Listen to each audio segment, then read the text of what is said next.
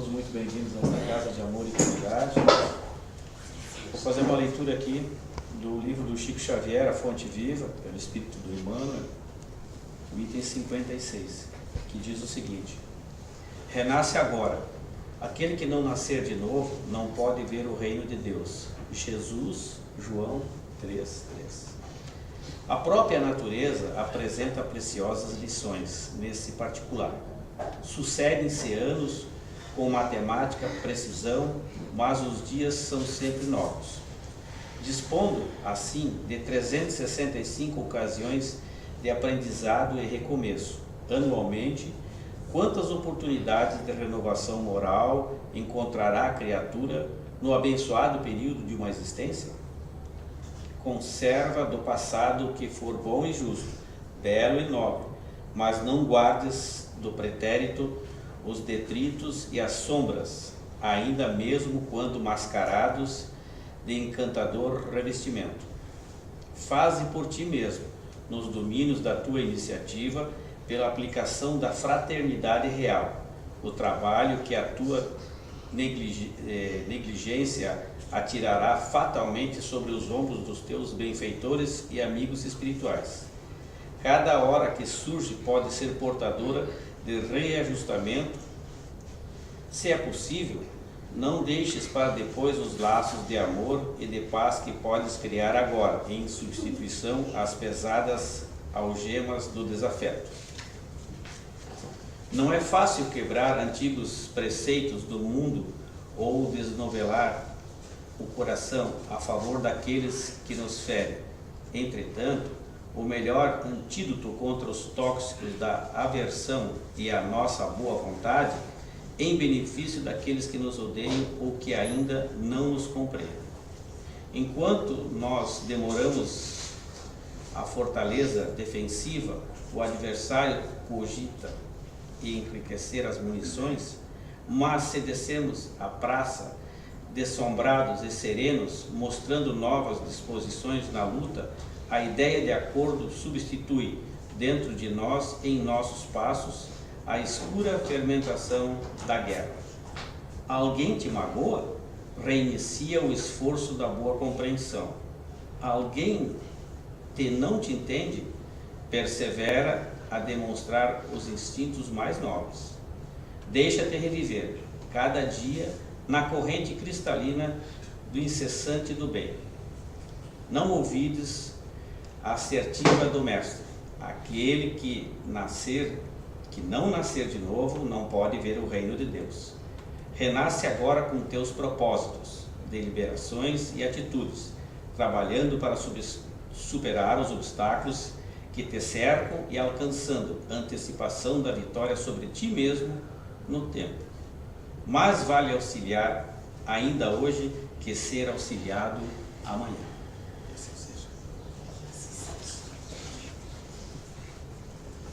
Boa noite a todos, queridos irmãos.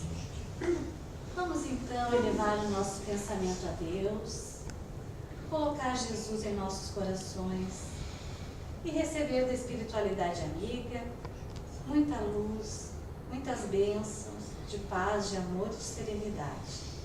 É muito bom estarmos aqui reunidos e unidos pela nossa fé kardecista. Que a espiritualidade amiga nos dê proteção, nos dê saúde, para cada um de nós aqui nesse momento, para os trabalhadores da casa que hoje não estão presentes, e assim pedimos: Pai nosso que estais no céu, santificado seja o vosso nome, venha a nós o vosso reino, seja feita a vossa vontade, assim na terra como no céu. O pão nosso de cada dia nos dai hoje, perdoai as nossas ofensas, assim como nós perdoamos a quem nos tem ofendido, e não nos deixeis cair em tentação, mas livrai-nos do mal, que assim seja. Esta noite nós estamos recebendo o senhor Edson Castanhete, é nosso irmão de doutrina, que vem do Centro Espírita Consolador Prometido de Sara. Vibremos positivamente para que ele passe para nós tudo aquilo que ele estudou com muito carinho. Assim seja. Boa noite, pessoal. É sempre com muita alegria que a gente aceita o convite dos irmãos dessa casa Eu acho que dessa vez foi o Feijão que me convidou. Sim. Uma outra oportunidade foi uma outra pessoa, não recordo agora. Mas é sempre uma alegria porque a gente pode, através das palestras, estudar a doutrina para trazer para vocês. Eu queria pedir, aliás, já vim pedindo na estrada, mas em especial agora que a gente está aqui, pedir para Jesus abençoar a gente, abençoar a mim que fala e a vocês que ouvem, né? Não adianta eu falar se não tiver quem ouça, né? Apesar de que com certeza hoje essas cadeiras todas estão cheias dos nossos irmãos que a gente não enxerga. Meu costume é sempre assim, é perguntar durante a palestra. Eu gosto de fazer perguntas, não é uma prática espírita, para quem senta na frente. Mas como parece que vocês sentaram todos no fundo, hoje as perguntas serão para o pessoal do fundo então. Não, mas os desencarnados não respondem nesse momento e nessa hora. Tem um dia deles responderem na reunião. Então, eu preparei um assunto do capítulo 14 do Evangelho segundo o Espiritismo, honrar pai e mãe. Uma fala do Cristo, uma fala que está lá no Antigo Testamento, está no Novo Testamento também. Honrar pai e mãe.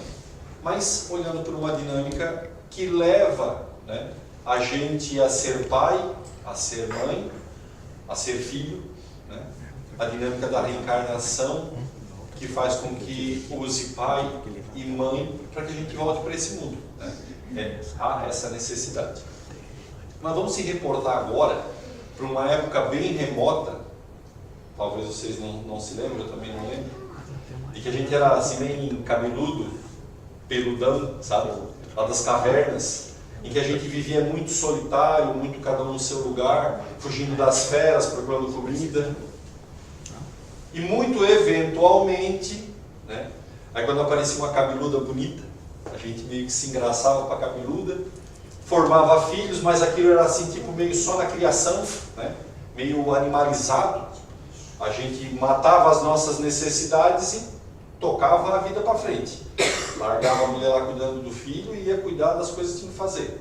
Porque a gente não tinha ainda essas concepções de estar vivendo junto. Mas o tempo vai passando. A cabeluda é bonita, a cabeluda é carinhosa, a gente já passa a não ir mais muito longe, já fica. E já vai formando grupos. A gente já vai formando grupos. Já fica com aquilo que a gente chama hoje de família, né? Com a mãe, com os filhos, com a prole.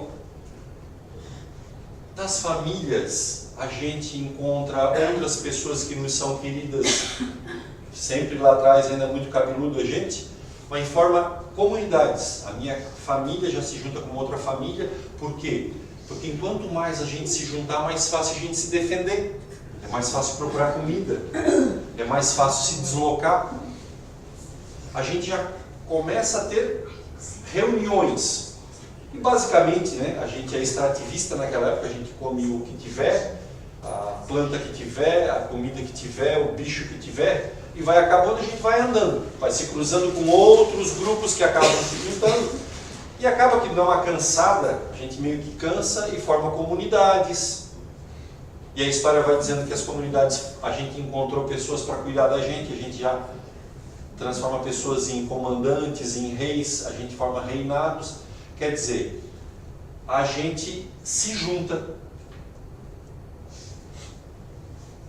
De primórdios anos atrás, quando a gente começou a andar sobre os dois pés e ter um pouco da nossa inteligência, a gente começou a trabalhar para vir caminhando, a juntar-se, a estar junto, e aí por diversos motivos daquela época. Sejam os primeiros o material e a segurança. Então vocês imaginam que a gente vem fazendo isso há muito tempo, né? Nós cremos na reencarnação.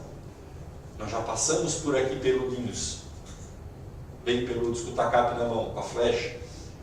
E aí, quantas vezes a gente já reencarnou para chegar até aqui? Alguém saberia me responder, a turma do fundo? É difícil, né? Muitas, milhares de vezes a gente já reencarnou, do momento que tivemos a inteligência, né? O nosso espírito teve a inteligência, desse momento para cá a gente já encarnou milhares de vezes. que se diz a biologia, diferente não é em lugar nenhum, acho que também o Bono Gaivota não é, para que a gente reencarne precisa de um pai e de mãe, né? Não existe alguém que tenha nascido da terra, né? E jogaram a semente lá e nasceu, né? Não, nós nascemos de pai e de mãe. Então, dessa mesma forma, quantos milhares de pais e de mães nós já tivemos para que a gente chegasse até aqui? Quantas vezes fomos pais e mães para chegarmos até aqui? Milhares, tanto quanto as nossas existências. E aí, no Livro dos Espíritos, fala assim, pergunta 204. Uma vez que temos tido muitas experiências, a nossa parentela vai além da que a existência atual nos criou? A resposta dos desencarnados. Não pode ser de outra maneira. A sucessão das existências corporais estabelece entre o espírito ligações que remontam às nossas tantas existências anteriores. Daí, muitas vezes, a simpatia que vem a existir entre vós e certos espíritos que vos parecem estranhos. Então, na verdade, a gente já vem honrando, bem mal, a pais e mães de muitas existências. Muitos já contribuíram e nós também contribuímos para que trouxéssemos a humanidade até agora. É que quando a gente sempre fala pai e mãe, a gente sempre imagina da nossa agora, né? Eu lembro do meu pai lá em Sá, da minha mãe. Cada um lembra do seu pai e da sua mãe, alguns já foram, né? Mas a gente lembra de agora, mas a gente para chegar até aqui veio nascendo, morrendo, nascendo e a gente chegou. Então, tivemos a ferramenta do pai e da mãe para nos ajudar. E basicamente a gente precisa e é da nossa necessidade a vivência social. Então, a família, os agrupamentos, e agora, claro, nós estamos na idade moderna, a gente vive em comunidade. E aí, né, diz lá nos nossos escritos que a família é aquele local onde a gente mais trabalha as nossas necessidades. Quantas famílias a gente tem nessa existência? Pergunta para a turma do fundo. Inúmeras. É que talvez a gente não se perceba e só classifica como família aquela que a gente é pai ou mãe, ou aquela que a gente é filho, né, com os nossos pais. Mas eu pergunto, na escola nós não temos uma família? No nosso futebolzinho a gente não tem uma família? Na nossa turminha do baralhinho, a gente joga lá o pife, não temos uma outra família? Trabalho. Viu? A turma já não precisa mais perguntar, já estão respondendo, né? No trabalho, e no trabalho, que é o local que a gente mais fica. É claro, as donas de casa têm o seu trabalho em casa, então ficam mais em casa. Mas a gente ou aqueles que têm trabalho fora, né, que trabalham numa empresa, é só pegar as horas, acordados é o local que mais tempo a gente fica. E lá nós temos um chefe, um pai. Temos subordinados, filhos. Temos colegas de escritório, irmãos. Família. Um outro local de uma família linda que a gente tem também é essa casa. Que a gente vem eventualmente, então uma vez por semana, ou mais quando a gente tem os estudos a serem realizados. Aqui também a gente forma família. Amizades que muitas vezes não são as mesmas amizades do futebol, do trabalho, da escola, né? Lá a gente tem a professora. Não precisa responder, você olha para mim, sorri que já vou ficar assim. A escola, né? Que desde pequeno nos acolhe. A mãe pegou, foi lá, nos matriculou, e bom tempo a gente ficou lá também, né? Quantos anos da nossa vida, 4 horas por dia, a gente ficou lá? 12, 13, agora aumentaram um ano a mais. 13 anos da nossa vida, depois vem mais a faculdade, depois vem as pós, e vem os cursos.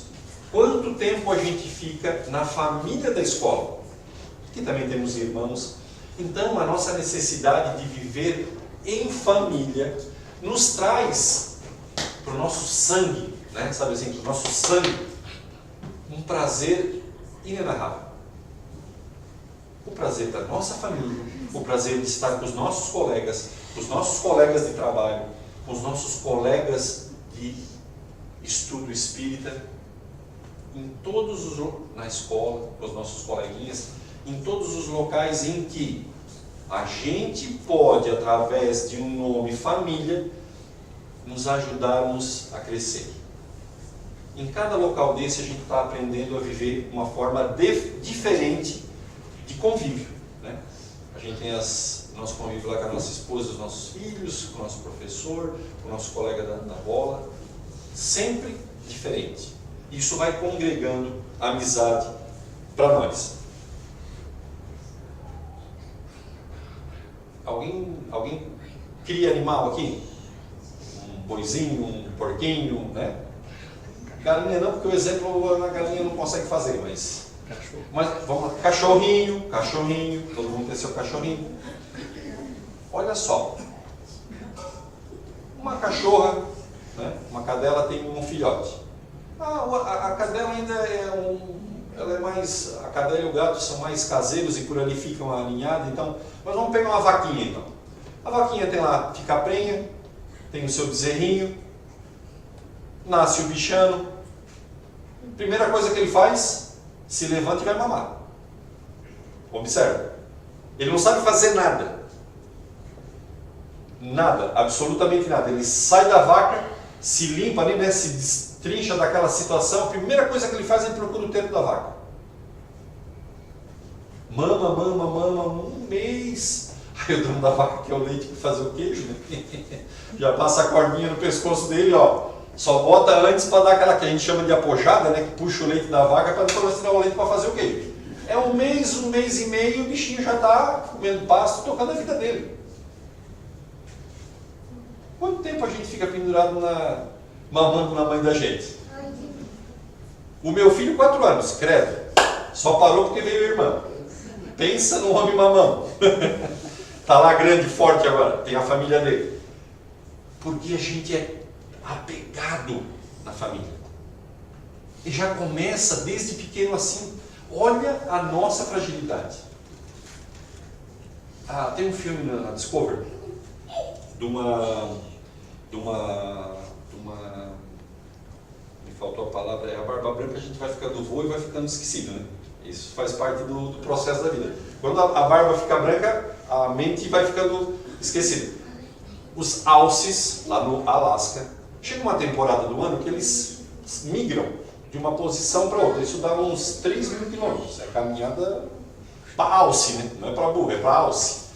E nesse período todo, as alces fêmeas já foram prenhadas, né? E aí elas vão caminhando na sua gravidez e caminhando na sua migração. O que acontece? Elas têm esse tempo demarcado para que na hora que elas chegam no destino, elas vão ter os seus bebês alces. Por quê? Já vai estar lá o terreno. E isso é a natureza que vai se fazendo. Eles já criaram aquela programação. Só que o que acontece? Não está criado as programações da neve, do frio, das tempestades, da manada se perder, de uma parte se afastar. E aí, se o trajeto é para 3.000 quilômetros, X dias, e ela se afasta do centro disso, acontece que o bezerro chegou na hora, o bezerro alce chegou na hora, o filhote alce, ele vai nascer. A natureza é assim, né? Mães, quando deu a hora, não tem o que fazer. E podem nascer antes de chegar lá. E o que acontece? Nasce e sai caminhando.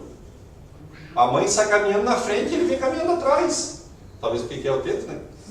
Vem caminhando atrás. 1 hora, 2 horas, 3 horas, um diazinho só, que ela deu uma paradinha também para ela se recompor como mãe, né? Ela precisa se recompor, mas o bicho já se levanta e vai atrás. E a gente leva alguns 35 anos para sair andando atrás da pai e da mãe, né? Fica em casa 35 anos, igual nos Estados Unidos, aquele cara de 28, o pai e a mãe entraram na justiça para o filho ir embora, porque ele não queria desgarrar do... Incomodava, como meu pai dizia, incomodava pouco. A gente está sempre apegado à família. Claro, alguns aliás, uma geração talvez antes da minha, do meu pai, muito novos saíram de casa. E com as pensões já iam para o centro estudar. Hoje não, as coisas estão muito mais se aproximando. A gente, de uma forma geral, é apegado à família. Tudo a seu tempo. A gente também forma, né, os filhos. Aqui nessa sala, para que a gente fique claro, existem alguns pais e mães, certo? Alguns pais e mães do nosso tema, mas todos são filhos, né? Se vê alguém que tenha nascido diferente, talvez seja um irmão nosso alienígena que chegou aqui, mas todos somos filhos. Então, não escapamos dessa nossa missão de sermos filhos. Alguns ainda vão crescer, vão achar um namorado, né? Não bufa porque tu vai achar um namorado, pode ter certeza. Mas vai se enamorar por ele, daí vão casar, formar família. Alguns não, vão preferir não formar família. E assim, é natural.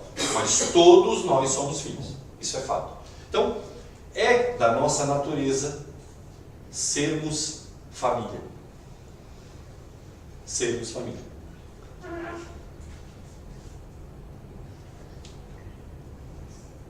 Para ser família tem que nascer. Estou falando alguma coisa que é muito óbvio, né? Para ser família tem que ter um pai, uma mãe, obviamente hoje, né? A gente já tem famílias formadas em que os filhos não nasceram daqueles pais. Agora, talvez mais, mas no passado também era assim. Quando um casal não conseguia ter filhos, adotava, né? Mas é família. Mas ele nasceu de alguém, né? Ele não apareceu na terra do nada, ele nasceu de alguém.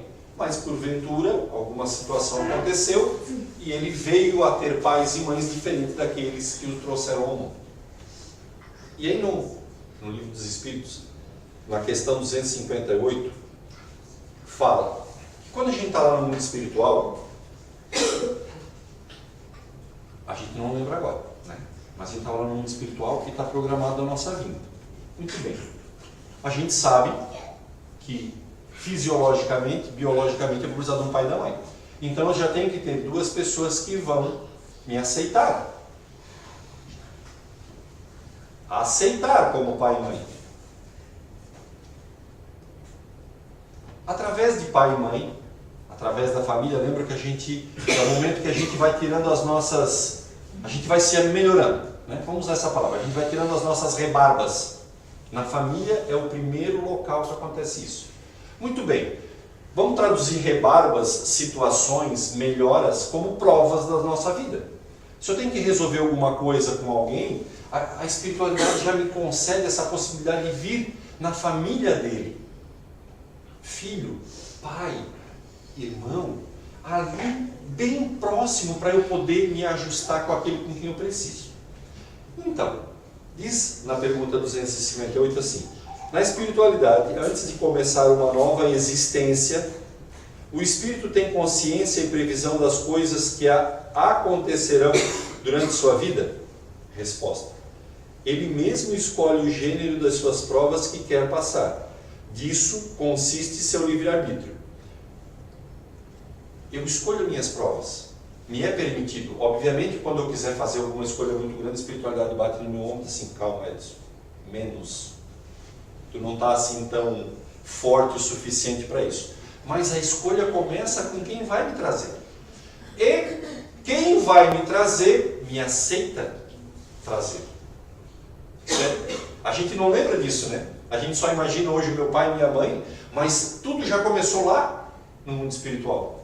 Mas eu não lembro, Edson. Claro, mas olha só, quando a gente está lá dormindo no nosso sono tranquilo, a espiritualidade, as leis divinas nos permitem que a gente desdobre, volte ao mundo espiritual e ainda continue nesses acordos, acertos, para que eu traga no seio da minha família aquele espírito que a gente se combinou para trazer.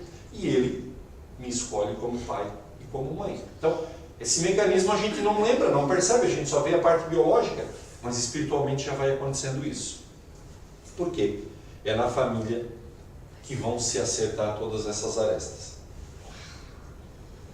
E aí, é assim. Desdobrei, fui lá, combinei com o Ítalo para ele vir. Olha, nós vamos te chamar Ítalo. Tu vai vir na nossa família. Só que eu acordo, não lembro mais de nada. Tudo isso vai ter que acontecer. E aí eu vou usar um exemplo. A gente não costuma usar exemplos nossos nas palestras, mas eu vou usar porque para ver como que a vida faz para que o Ítalo venha, né? Para como tu veio, né? Como o senhor veio. Olha só.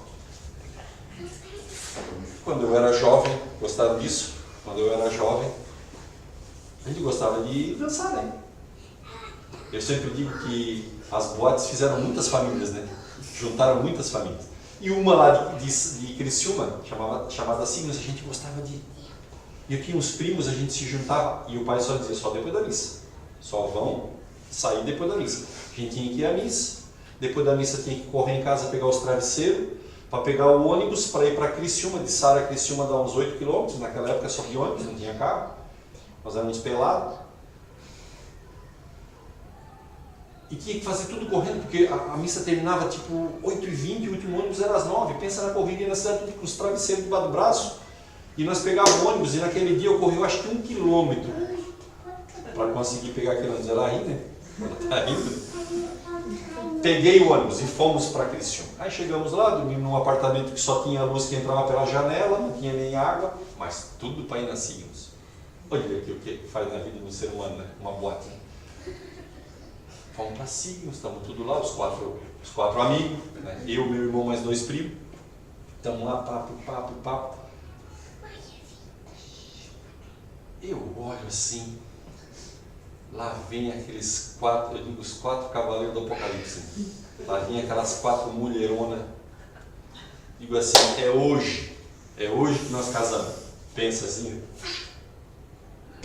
Eu sou lerdo para essas coisas. Mas pensa que um homem lerdo, eu nem sei como é que estou casado agora, eu sei.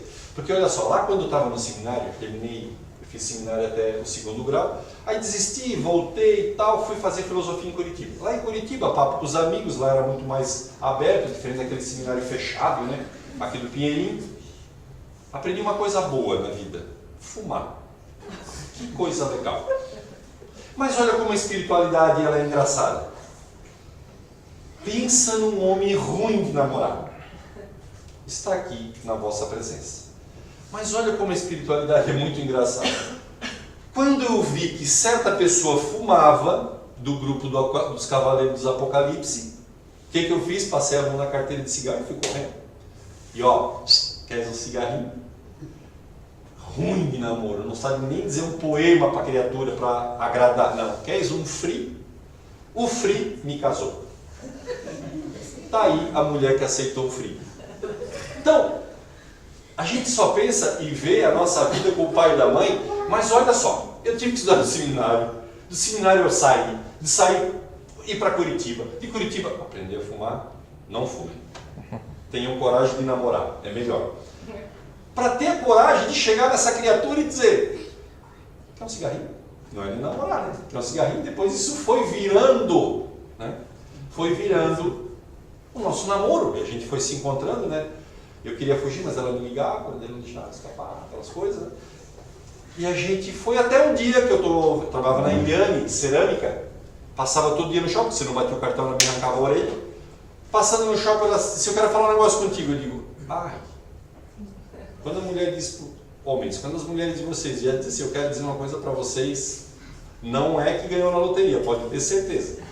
Ela disse, eu quero falar um negócio para vocês. Eu assim, diga, se eu estou grávida. Eu disse,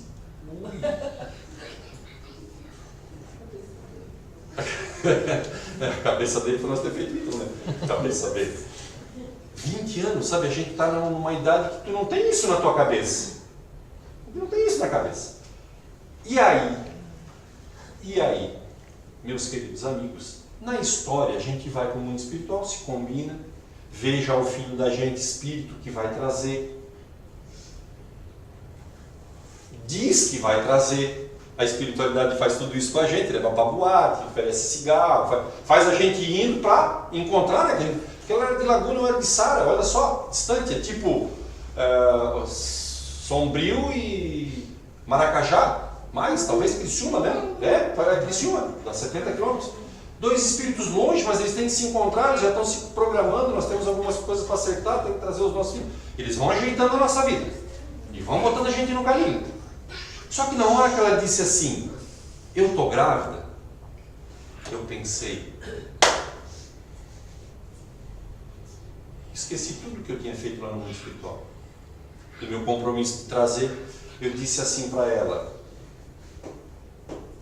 vamos tirar. Pensa num ganso em cima de mim. Já viram o ganso quando ataca? Prefiro um cachorro que um ganso. Ela quase foi em cima de mim, eu quase caí do segundo andar do shopping. Mas eu pensei. E aí, a gente vai dizer assim: está errado? Não sei. Mas eu pensei. Eu dei a dica. Só que esta criatura disse: o quê? Não. Nem que eu crie sozinha. Mas eu vou ter esse filho. Então, nas existências das nossas vidas, a gente chega em momentos que pode decidir, né? Numa encruzilhada, na verdade não é assim, mas numa forquinha, né? Numa possibilidade de direita e esquerda, a gente escolhe. E pode ter e não ter. E tudo que eu combinei lá no mundo espiritual, né? Não iria se realizar. Não iria se realizar. Porque a gente pensa assim que a gente sempre faz a coisa certa. Mas, muitas vezes, nos vem, ou nos está na nossa frente, a possibilidade da escolha, do sim e do não. E a gente escolhe. Eu fiz a proposta, mas não foi aceita. Muito bem, o Ítalo veio. Né? A gente casou, formou família, o Ítalo veio. Passado 4 anos, um dia eu cheguei em casa e falei assim: ó, estou grávida. Mas foi uma alegria e tal. Eu já tinha um mamador desse tamanho, né? Mamava em pé. Ah, agora, será que vai ser um homem? Aí a pergunta já é sempre assim, né? Será que vai ser um homem? Será que vai ser uma mulher e tal? E a partir dali, nessa segunda opção, que também fui lá no mundo espiritual, conheci a Dona Maria, que ia ser minha filha, arrumamos os nossos... É assim que vai acontecendo, e a gente vai montando a nossa vida. Só que dessa vez não teve a pergunta aquela, não teve a proposta aquela. Por quê? Porque a gente é consciente da família que a gente tem. E viveu uma experiência. Porque assim, ter feito a proposta foi viver uma experiência. Mesmo que ela, e graças a Deus, foi negada, mas eu vivi aquela experiência. E hoje eu sou muito tranquilo do que eu fiz, e não aconteceu, porque teve alguém que me acolheu, né? Os filhos da gente fazem isso todo dia. Tem propostas da vida da gente, a gente vai lá dar umas podadinhas, põe eles no caminho. É assim. Eu tive alguém que me ajudou a não deixar fazer aquilo, e não aconteceu. Na situação da Maria já foi completamente diferente, a gente com aquela alegria e tal. Pai, grávida, com 3 meses a Beth teve um problema. Eu não sei se as mulheres conhecem, se chama descolamento de placenta. O feto, ele se começa a fecundar muito embaixo, né? Muito na parte baixa do útero, e aí é muito sensível. Tipo, qualquer pulinho já dá sangramento, já faz um... Sabe? É tipo assim, 6 meses, deitadinha, sopinha na cama, não vai dali para o banheiro, do banheiro para ali, e só isso. E aí nós cuidamos daquele, a gente dizia bolinha, a gente transformou aquilo em bolinha. Por quê? Porque o dia que ela foi no médico e teve o primeiro sangramento, o médico chegou e disse assim: desceu uma bolinha. E aí nós apelidamos aquele de bolinha, nós cuidamos daquela bolinha como um ninho, sabe? A Beth era um ninho, e aí a gente foi cuidando 6 meses, e a Maria veio. Então são as experiências de paternidade que a gente vai tendo durante o dia, durante a nossa vida. Para quê? Por que eu contei toda essa história? Para trazer um espírito para o mundo. Para trazer um espírito para o mundo. Quantos fizeram a opção de não trazer? Cada um tem a sua opção. Eu fiz, mas não foi aceita. Então, os mecanismos, e aí cada um tem a sua história, cada pai vai contar a história que fez vocês, né? Como vocês vieram para o mundo, desde os mais lá atrás até para a meninada aqui. Então, eu brinco sempre que assim, por causa de um frio, eu tenho família, né? Porque eu não tinha coragem, sem coragem para namorar, ruim. Mas quando eu vi que ela fumava, eu falei, pá. E aí eu brinco, né? Por causa de um cigarro, eu formei família. Não, na verdade, tem toda uma programação que nos leva a isso. para vocês verem como no caminho das nossas famílias existem muitas decisões a serem feitas para formá-la. Depois para criar, imagina, né? Depois que já a filharada está tudo junto, para criar. Mas vou fazer lembrar para vocês de um vídeo que eu assisti, do Divaldo Pereira Franco, que fala o seguinte: a mãe dele já era uma senhora de idade, bem de idade, e ele já tinha 13 filhos. Ela já tinha 13 filhos. 12 filhos. Ele seria, né, usando o verbo lá de trás, né, o 13º. Ela ficou grávida já com idade avançada, e imagine em 1920, ele tem 91 anos, 92 agora, 25, né? Me ajude, matemática. 1925, um médico chega para uma pessoa e diz assim, ó, não tem esse filho que senão você vai morrer. Né, vó? Bastante tempo atrás não tinha medicina, né? Era tudo o que a benzedeira sabe dizer para a gente fazer, né? Era tudo que a experiência das tias, das vós sabiam. Não tinha, a medicina era muito rudimentar. Até porque a maioria, eu acho que tem gente aqui que nasceu com parteira. Ainda mais novo nasceu com parteira. Não nasceu com médico, nasceu com parteira. Ele disse para o médico, né? Eles moravam mais no centro. Pedro Leopoldo ficava perto de Belo Horizonte, né? Não tem esse filho, você vai morrer. Ela disse, muitas vezes a gente tem que dar a vida para ter a vida. Porque eu vou ter esse filho. E esse filho é Divaldo Pereira Franco, 92 anos, divulgando o espiritismo na face da terra, em especial no Brasil, mas na face da terra porque ele vai em todos os países. Essa figura que passou no momento da existência dele programada, a mãe foi lá no mundo espiritual, acertou com o seu Divaldo já seria o seu Divaldo Pereira Franco, aquele que difundiria o espiritismo, e na mão da mãe dele teve a escolha. Não foi na mão do Edson, que falou para a Beth, tira. Foi na mão da mãe do Divaldo Pereira Franco. Tira que senão você vai morrer. E ela disse não. Não e sim. Ela disse sim. Então, essas perguntas que parecem ser, do Edson, da Sara, não. Acontece lá com a mãe do Divaldo Pereira Franco. Sabe?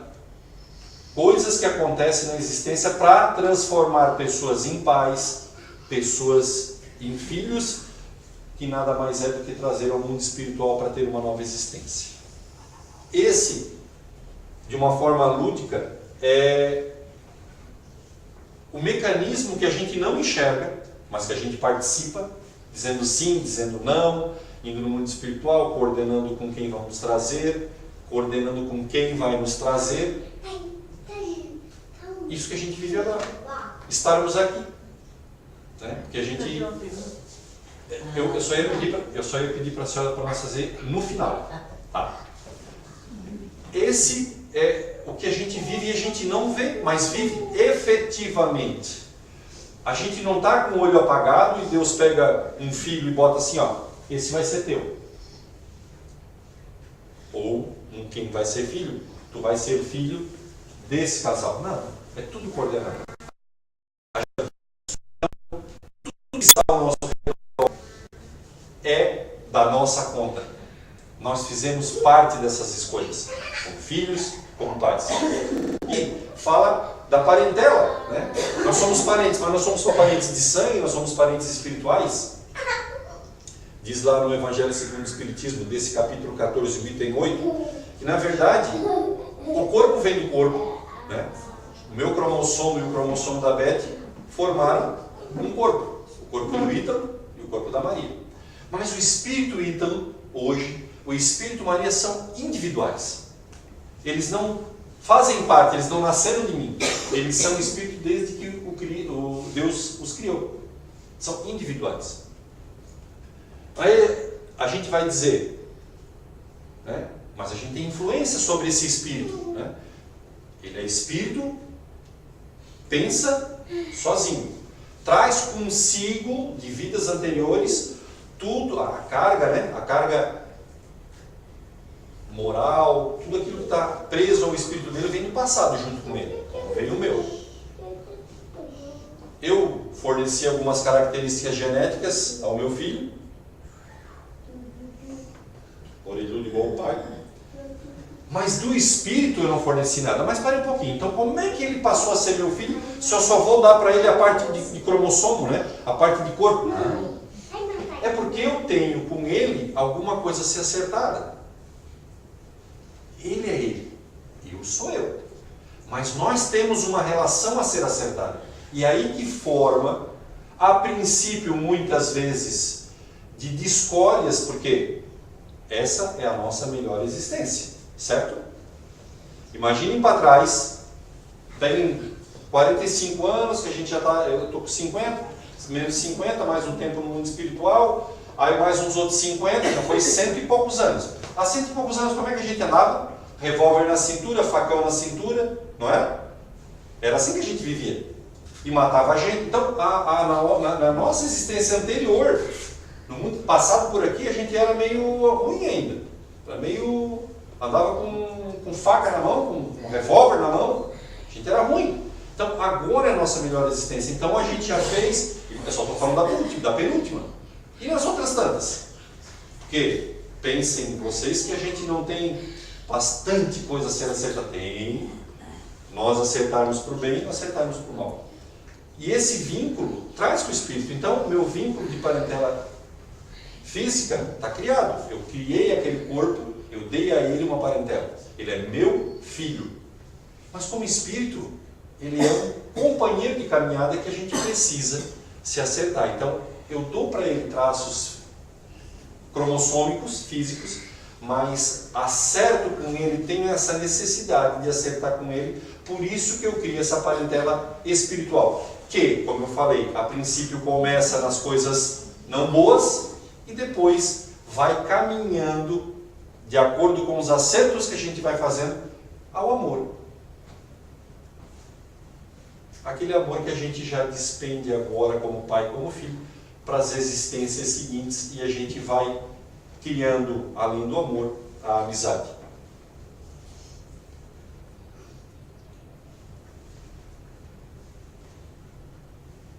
Divaldo Pereira Franco, nessa mesma palestra que eu assisti dele, está no YouTube, ele fala para a juventude, eu acho que ele está em Goiânia, falando sobre esse vínculo com a família. Ele disse assim: do ponto de vista material, né, da carne, nós trazemos em nós um pouco deles, os nossos pais, e a gente se vê todo dia fazendo alguma coisinha que é igual o pai da gente, né? Sabe? Quando a gente faz um movimento, um jeito de dar uma repreensão, é igualzinho do pai da gente. A gente traz essas características físicas, das experiências e dos comportamentos, diz Divaldo. Mas do ponto de vista espiritual, nós temos um vínculo muito maior que a gente agora, nesse momento encarnado, não consegue ver. E ele diz, um vínculo que pode ser bom ou pode ser mau. Nós somos a extensão física e espiritual. Física no sentido da carne, espiritual porque nós temos uma ligação boa.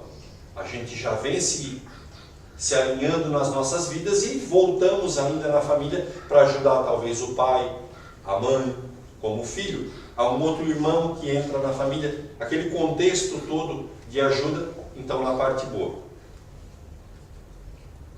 E aí o Haroldo lembra, numa outra palestra que ele faz para os jovens em BH, também está no YouTube, e nessa palestra é uma rodada de perguntas, está o Haroldo Dutra e o Divaldo, dizendo assim: imagine se nós pudéssemos ver naquela linda criança que está ali todo o passado dela, a mãe e o pai pudessem ver todo o passado dela. Eu faço uma brincadeira, tipo assim, está lá na maternidade, está nascendo, e do lado do nascimento a criança está lá, né, nascendo, e já vai saindo uma ficha de tudo que aquele espírito foi, e a gente possa ler. Eu pergunto, aí me antecipo um pouquinho.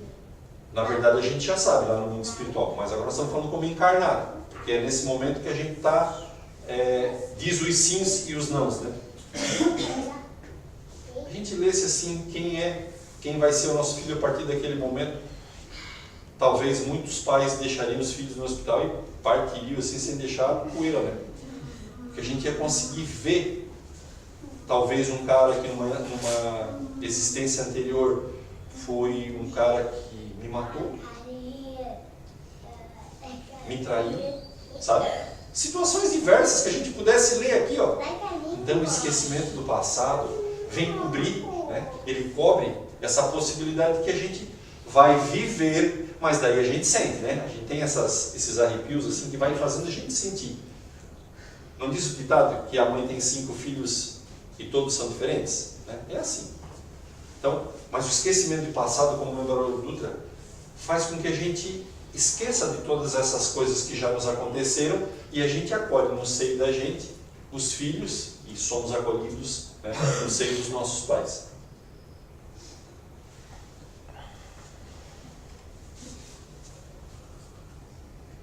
A importância de honrar o pai e a mãe. Agora a gente chegou numa situação em que nós ou somos pais ou somos filhos, mas na situação de honrar pai e mãe. Lembra que no Êxodo, quando Moisés tirou o pessoal lá nos tirou, né?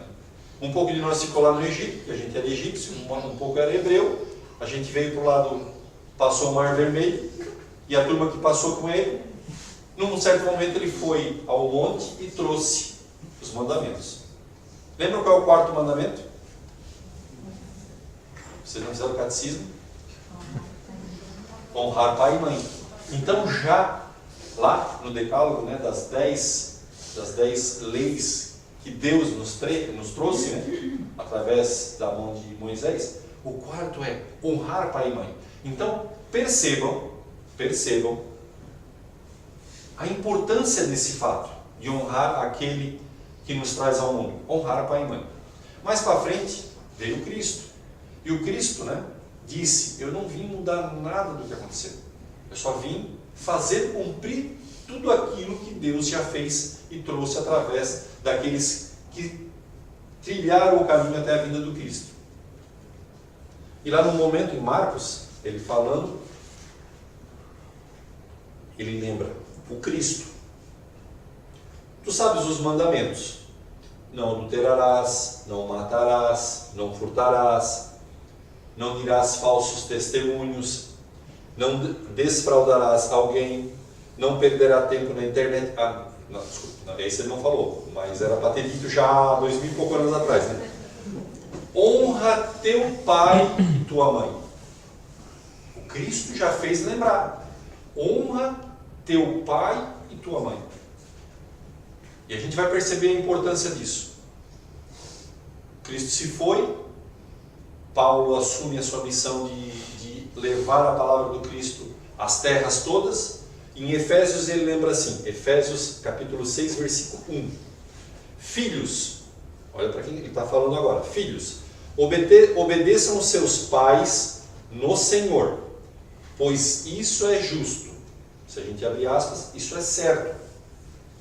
Honra teu pai e tua mãe. Este é o primeiro mandamento com promessa, porque daí vem a promessa, para que tudo que ocorra aconteça de forma bem e a tua vida seja longa. Mas por que honrar pai e mãe a vida é longa? Porque a partir do momento que tu tens uma relação com teu pai e com tua mãe tranquila, a tua vida se faz boa, né? A tua vida se faz longa aqui como encarnado. Moisés trouxe o que Deus nos mandou, honrar pai e mãe. O Cristo não mudou, afirmou: honra teu pai e tua mãe. Paulo lembra: filhos, obedeçam seus pais. Pais, cuidem de seus filhos. Passou 2.850 e poucos anos e o Espiritismo, através da mão de Allan Kardec, Evangelho segundo o Espiritismo, capítulo 14, vem trazer de novo para nós um capítulo em especial para honrar o nosso pai e a nossa mãe. Então percebam que esse negócio de ser pai e mãe e ser filho é importante nas nossas existências. A gente tem que tomar cuidado e viver bem isso. Honrar. No dicionário diz conferir honras, né? Dar honras para uma pessoa. E quando que se confere honras? Quando a gente mais vê?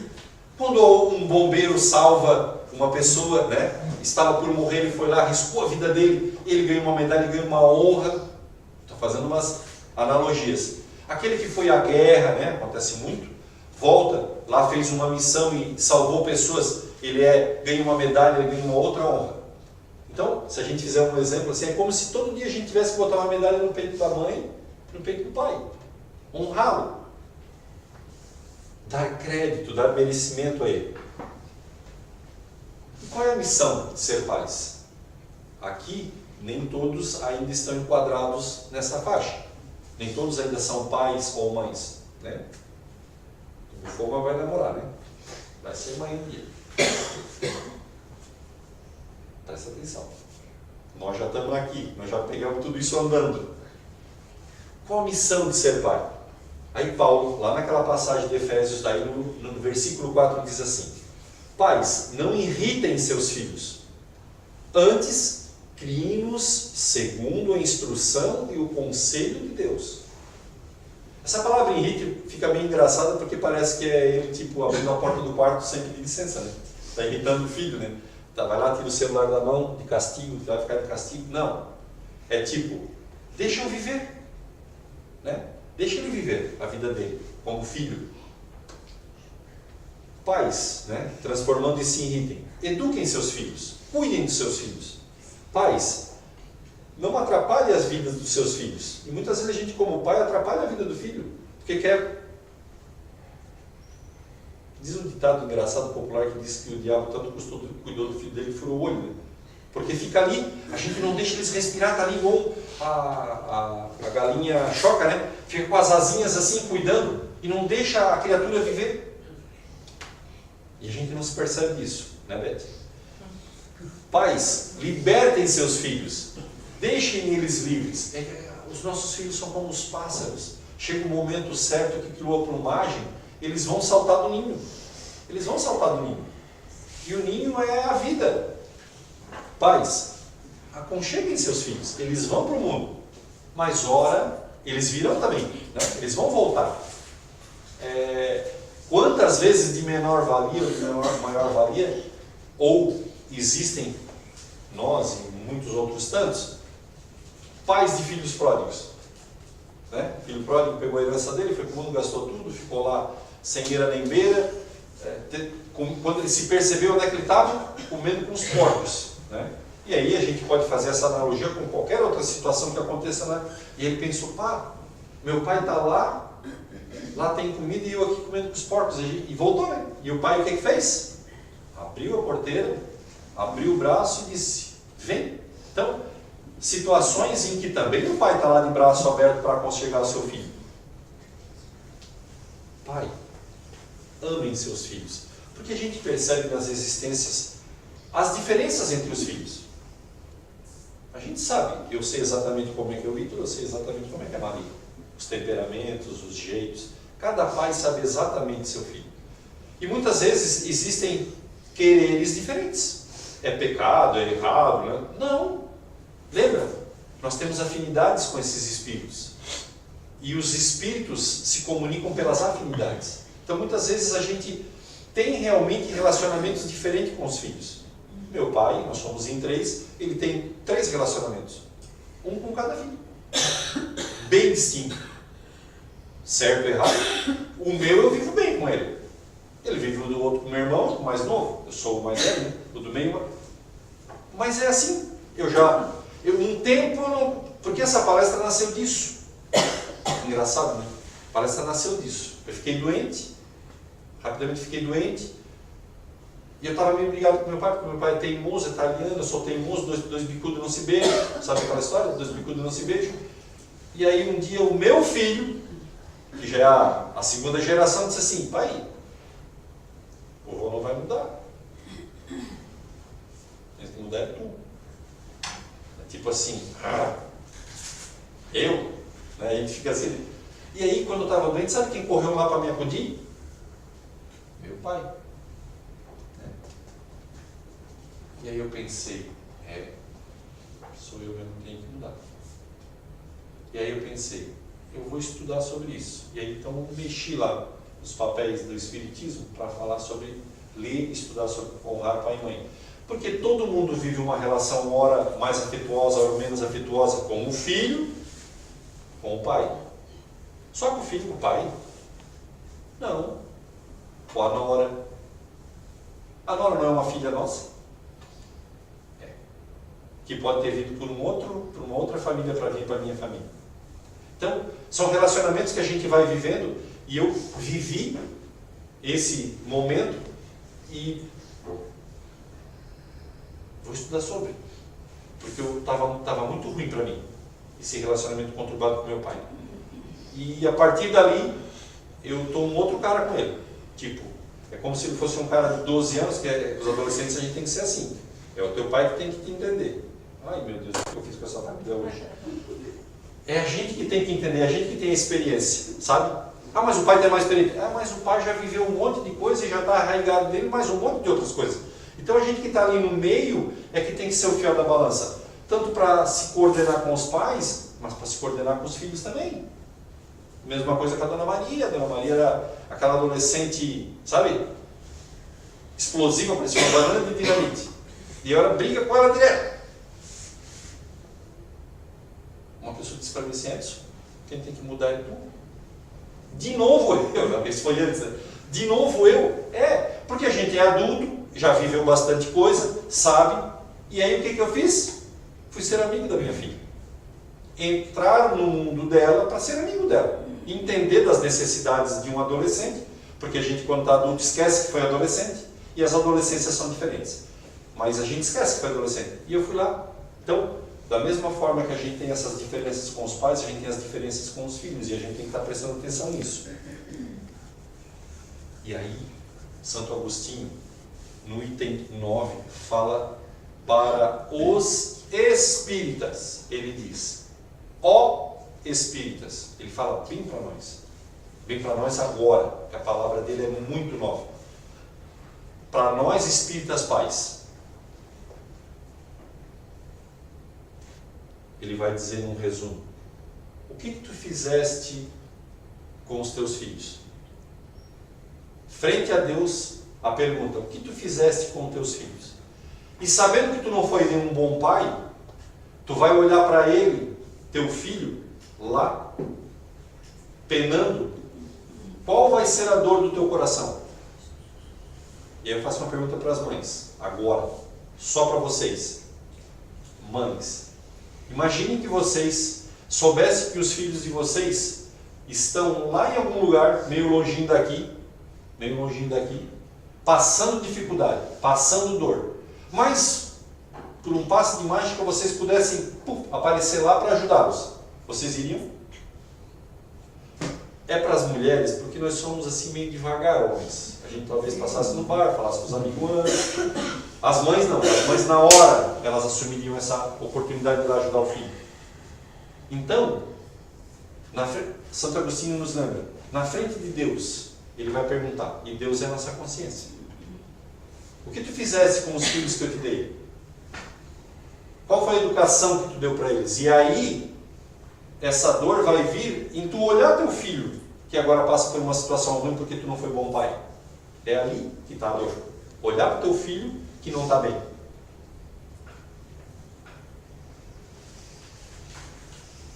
Deus, que numa forma podemos chamar de consciência, vai nos perguntar, quando a gente chegar lá. Não vai estar Deus lá de pé, barbudo, com um cajado na mão. Não. Quando a gente chegar lá e acordar do lado de lá, é a nossa consciência que vai nos perguntar. Que conversas eu tive com a minha família, com os meus filhos? Que palavras eu tive com os meus filhos? Que educação moral eu dei para os meus filhos? Quanto tempo eu gastei mais no celular e no tablet do que com os meus filhos? Porque lá também tem isso, eles vão lá vai lembrar do nosso celular. Quanto tempo eu fiquei no computador ao invés de ficar com a família? Tudo isso vai nos perguntar. Mas também, nós vamos chegar lá, tendo feito uma boa caminhada aqui na nossa família. Por quê? A gente sempre leva para dois extremos, porque a gente tem que mostrar a coisa mais extremada aqui no negativo, porque na verdade a gente anda no meio. A consciência vai perguntar e vai nos dizer assim, parabéns. Parabéns pelo filho que você criou na moral. Parabéns, como diz Paulo, criar no Senhor. Parabéns pelo filho que vocês criaram nas leis do Senhor.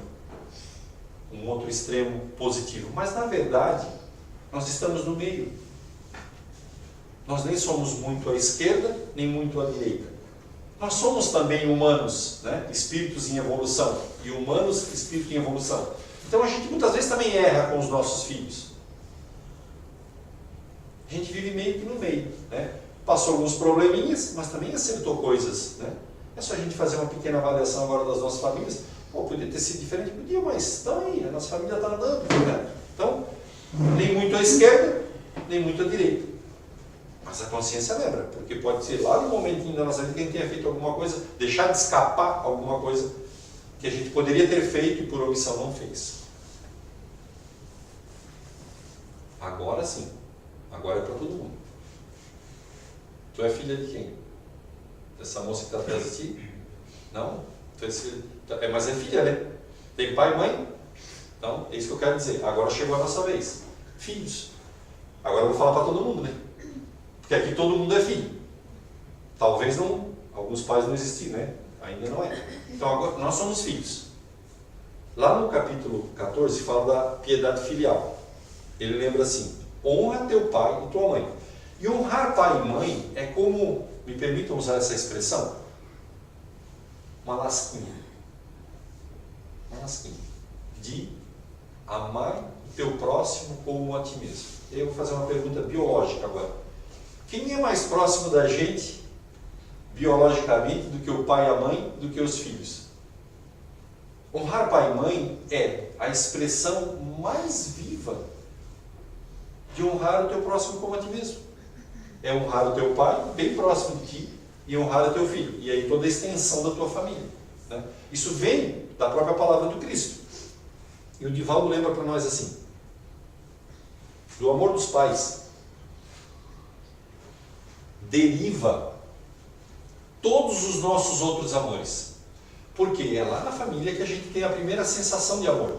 O pai, a mãe que acolhe no colo, o pai que dá o tapinha na cabeça quando chega em casa, e é a brincadeira. E a gente vai aprendendo a amar através do amor do pai e da mãe. É ali a primeira experiência de amor que a gente vai formando os amores depois dentro da vida da gente. E a gente não vai entrar nos liames das crianças que foram maltratadas e depois também tem uma vida toda conturbada por terem não sido amados bem lá na infância. Honra teu pai e tua mãe.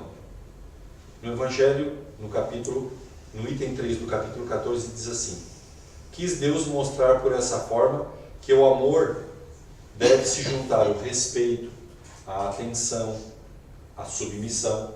Pai é pai, filho é filho. A condescendência, o que envolve a obrigação de cumprir para com eles. De modo ainda mais rigoroso, tudo aquilo que a caridade ordena relativamente ao próximo. Na expressão do Cristo, amai o teu próximo como a ti mesmo, ao Pai, é o que está escrito aqui, está lá no Evangelho, ao Pai é como se fosse 1000 vezes mais. Não há essa medida, porque amor não tem medida, mas quando ele diz amai teu próximo, essa relação com o Pai é muito maior. É respeito, é atenção, é carinho, é submissão. Então eu sou filho, ele é pai. É condescendência, é entender as vontades dele, é assisti-los, é proporcionar repouso e tranquilidade. Quando a gente, pai, vai ficando mais velho, a gente, porque já estou com os brancos, né? A gente já está ficando mais velho, né? E aí eu vou falar uma frase que eu peguei lá do Evangelho e dei uma adaptada para o nosso mundo agora, para a nossa situação de agora. Me permitam que eu tenha feito isso. Não transformá-los, nossos pais, em escravos da senzala do quartinho do fundo, e fazendo do rendimento deles o sustento da casa. Acredito que a gente tem, se a gente andar por aí, a gente enxerga pais que estão enfiados lá atrás e o cartão do INSS mora na casa da frente. Entenderam? A gente transforma ele em escravo da gente, quer dizer, bota lá na senzala. Sabe o que é senzala, né? Era onde os escravos ficavam à noite. Era a casa dos escravos. Então lá na senzala do quartinho do fundo e o cartãozinho aqui na frente. No Evangelho lembra. Não devem a eles só o estritamente necessário, mas os cuidados amáveis que são apenas juros de um pagamento de uma dívida sagrada, que foi a paternidade. Por que paternidade? Porque duas pessoas se permitiram nos trazer ao mundo. E trazer ao mundo é mais uma possibilidade de reencarnação. É esse o fato. É mais uma possibilidade de reencarnar, da gente se melhorar. É essa toda a missão do Pai, é trazer um espírito ao reencarno.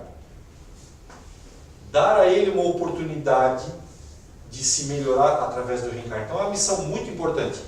E Emmanuel, no livro Família, diz assim, não basta, olha só o que o Emmanuel fala. E a gente não faz muito bem com os pais da gente, né? Mas vamos lá. Ele diz assim, não basta uma encarnação nessa terra bendita, que já serve como momento de provas e expiações para a regeneração dos espíritos, não basta uma encarnação para pagar aos nossos pais o que eles fizeram nessa encarnação, nos trazendo a vida. Eu vou falar de novo. Nessa encarnação a gente tem uma existência com os nossos pais, certo? Então não só essa existência, se a gente for bonzinho com o nosso pai e com a mãe, vai ser o suficiente para dar pago só do fato deles terem trazido a gente. Uma encarnação.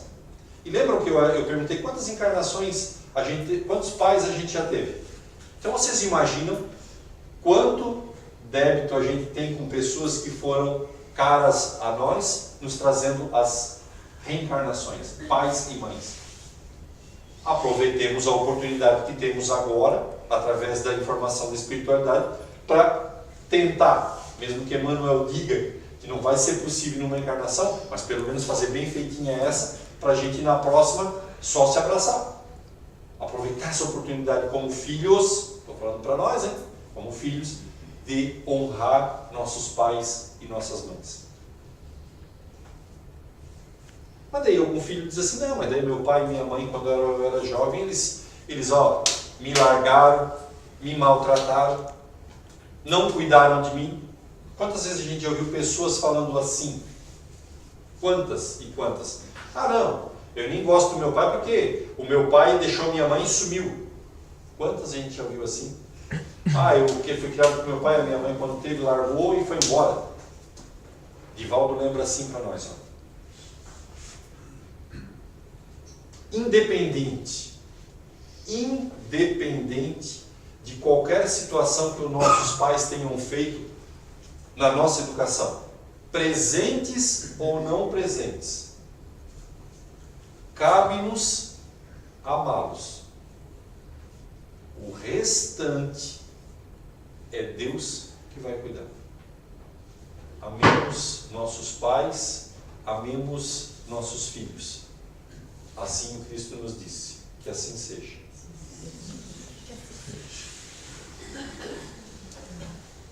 Agradecemos então ao nosso irmão de ideal kardecista, o Edson, pela explanação doutrinária que só veio nos acrescentar. Então, nesse momento, o nosso pensamento elevado a Deus, no começo pedimos por nós. Agora nós vamos pedir saúde e proteção para os trabalhadores da casa que hoje não puderam estar presentes. Vamos pedir saúde e proteção para os nossos familiares que ficaram lá em nossos lares. Muita saúde, conforto para as pessoas que estão nos hospitais, que elas consigam a cura.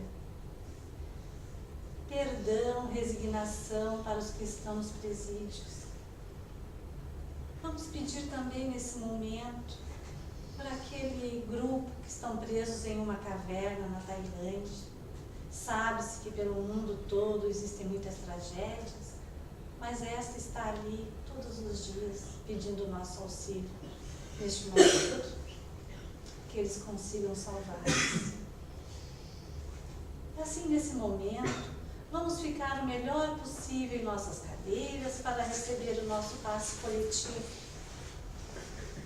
Que Jesus, em sua imensa generosidade, que a gente consiga guardá-lo sempre em nossos corações. Que recebamos da espiritualidade amiga fluidos salutares para o nosso corpo e para a nossa matéria. Que Jesus, nosso Mestre generoso, tire de nós qualquer mágoa, rancor.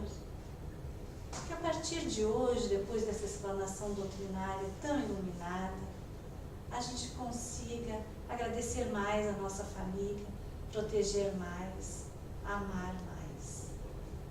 Que consigamos sair daqui um pouquinho melhor de quando aqui chegamos. Assim, pedimos que a espiritualidade amiga coloque fluidos salutares para a matéria do espírito, nas aguinhas, para as pessoas que ali as trouxeram. Coloque na caixinha de orações também, para cada nomezinho que ali está, encarnado ou desencarnado, cada um no seu merecimento.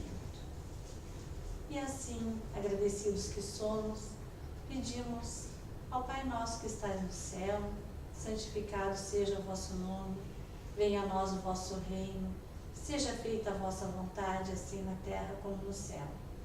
O pão nosso de cada dia nos dai hoje, perdoai as nossas ofensas, assim como nós perdoamos a quem nos tem ofendido, e não nos deixeis cair em tentação, mas livrai-nos do mal. Que assim seja. Vamos em paz e que tenhamos uma semana feliz.